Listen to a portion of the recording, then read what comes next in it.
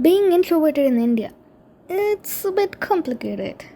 It feels like you're being misunderstood a lot.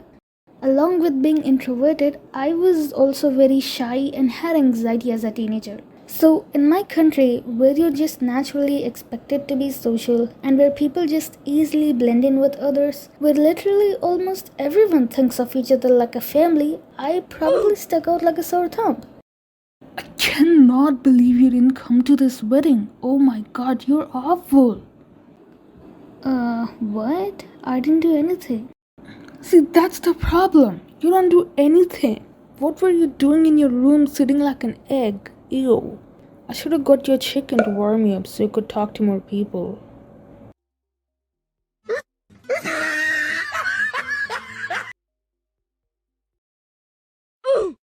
In this video, I will tell you about some of my experiences about being an introvert in India.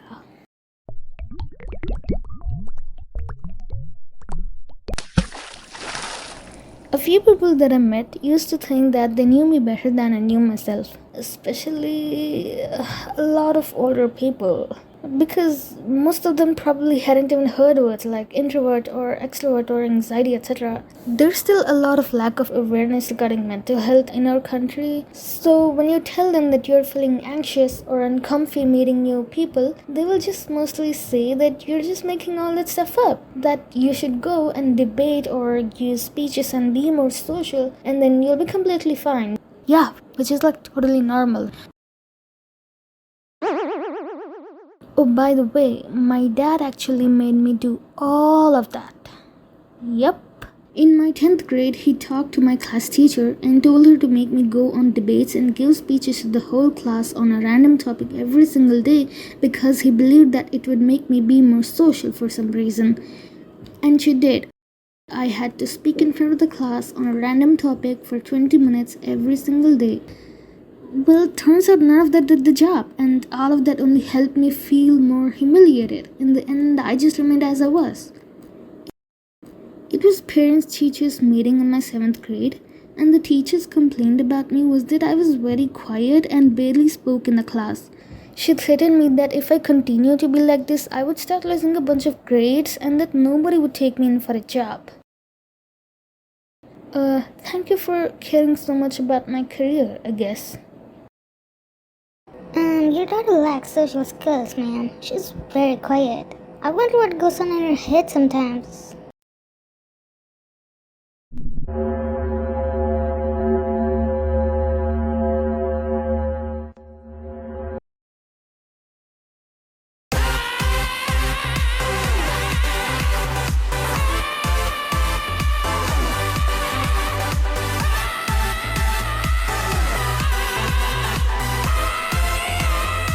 Well, does she want me to speak in her class while she's trying to explain something on the board? I wonder what her complaint would be then.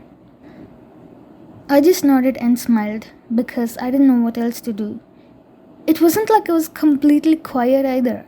I talked. A little. Fine. A tiny bit of amount.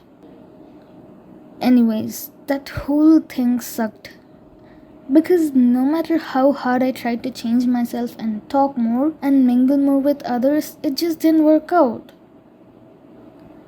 Every time I was with a group of friends, while they were all talking, I would speak my 2 cents on the current topic and then go quiet. And they'd often ask me if I felt bored with them. Bitch, no! It's not like I was uncomfortable either, because I was not, they were my friends. I wouldn't be calling them friends if I wasn't comfortable enough with them. I'd just rather be silent and pay attention to what they were saying rather than join in and talk more. I just happen to be a very good listener. But it was quite different if I was with another introvert. Usually, all the close friends that I've had so far have all been introverts. And if you ask them, they'll probably tell you that I wasn't quiet at all. I was probably like the noisiest friend they had. You know, there's a saying, right? When two introverts meet, they become extroverts? Yeah. I remember when guests would come over to our house, it would be so awkward because I was just not good at meeting new people. I would try to talk to them for like a few seconds upon being coerced by my mom, obviously, and then as soon as their attention shifted off of me, I would slowly escape into my room and not come out until they were gone. My whole existence was me basically trying to be as non existent to others as possible.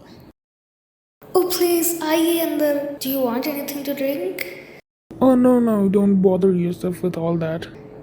Oh, that's fine, G. I'll make some tea. अरे तू जाना जाके इनसे बात कर, entertain कर guest को.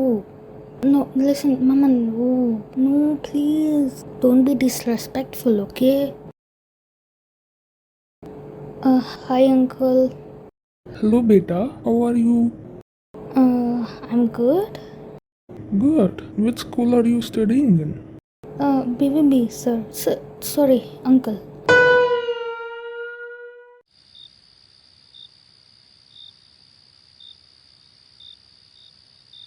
Hello.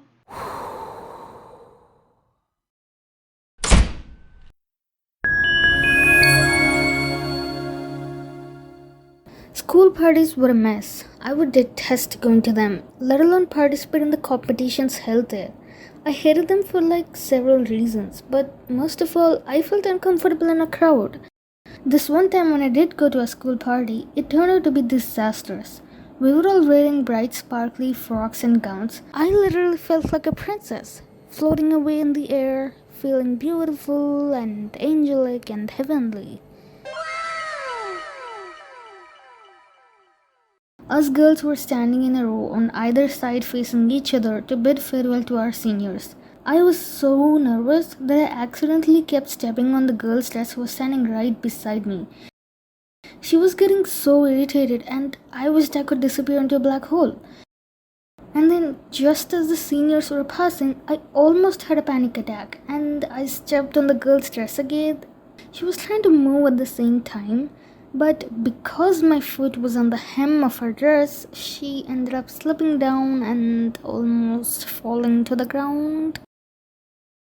I would usually be sorry, but not in this situation. Because that girl turned out to be a bully, and she took advantage of me a lot the previous year when we were both in the same class. So, I'd say that she deserved that. One of the things that I still regret the most is those moments when a teacher would ask the whole class a question and I wouldn't raise my hand to answer even if I knew the answer. Because I was scared of the attention those 3 seconds would bring me. I felt at peace when I blended in with everyone and nobody noticed me. I think I was doing a very good job of that, to be honest, for the most part, because one time in my 7th grade, during maths class, the teacher suddenly spotted me and asked, "Are you a new student? I haven't seen you before." Which was crazy because she had been teaching us since the starting of the 7th grade and I was literally there in the class in front of her. The whole incident shocked me. My friends found it very funny and I was very confused. My mom felt embarrassed and scolded me to be more social. But overall, I think being an introvert never felt like a burden to me because being alone by myself used to help me recharge myself. And if you could just lock me up in an empty room for a whole month, I would probably be okay with it. One of the best things that happened out of this anxious jumble of a mess is that spending so much time alone made me slowly overcome most of my anxiety and shyness, and I was able to appreciate myself more. I also developed a keen interest in drawing and writing stories. Both of them felt like a way for me to get lost in magical, made up worlds. I could focus on creating something without worrying too much about my surroundings. So, this was my experience about being introverted. What was yours? Did you have any similar stories to mine? Leave a comment and subscribe.